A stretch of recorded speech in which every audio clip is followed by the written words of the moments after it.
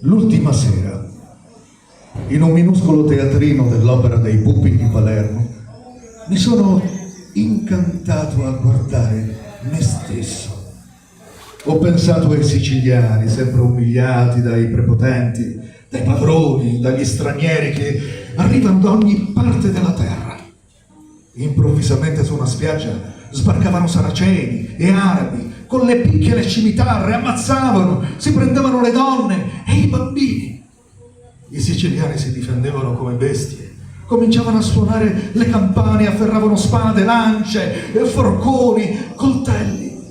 Quante centinaia di paesi, per centinaia di anni, si sono dissanguati così.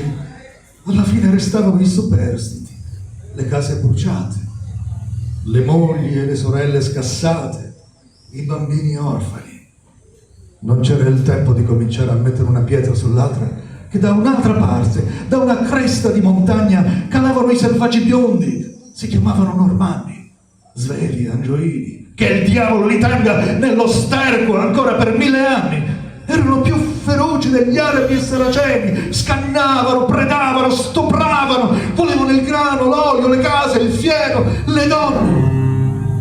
Finiva quella strage e cominciava da un'altra parte. Arrivavano i turchi, gli spagnoli, i francesi, i bergeri, i tedeschi di Federico. Non c'è stata terra in tutto il mondo che sia stata tanto assaltata, saccheggiata, violata, impoverita, né una popolazione che sia stata così insanguinata, ferita, uccisa, oltraggiata, perseguitata.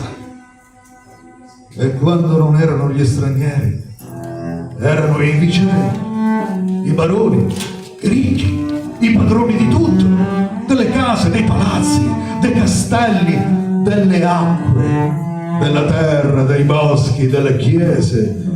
Così per migliaia di anni. E per migliaia di anni i siciliani, sempre più feriti, con un dolore sempre più profondo, un'anima sempre più selvatica e triste, hanno dovuto lottare, essere schiavi, liberarsi, tornare a morire. Dentro di loro c'era una speranza, c'era un sogno, che arrivasse infine una liberazione e che non fossero gli altri a portarla, ma i siciliani stessi a redimersi.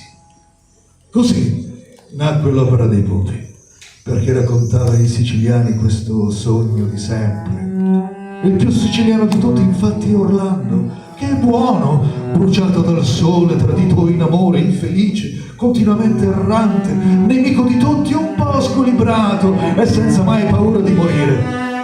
Il sogno era che Orlando alla fine vincesse la sua battaglia umana contro tutti gli agguati dei saraceni, contro tutte le angeliche puttane, i melliflui Carlomagna, che riuscisse a trovare la sua liberazione. E quando dopo la guerra venne l'autonomia, i siciliani pensarono che quella fosse la conclusione, non politica soltanto, ma epica, sociale, civile, umana dell'Opera dei Pupi. E invece è stata ancora Opera dei Pupi, spettacolo soltanto, però come sempre il palcoscenico mezzo buio, i pupari misteriosi che tirano le fila, i cavalieri di latta che si danno mazzate, fendenti, sciabolate, sputi, pernacchi, schiaffi, calci alle palle, coltellate a tradimento.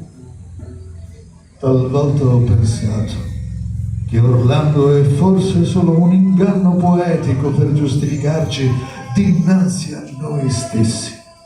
Ma io sono siciliano, così profondamente, che non riuscirei a vivere senza il sogno. Pippo Fava.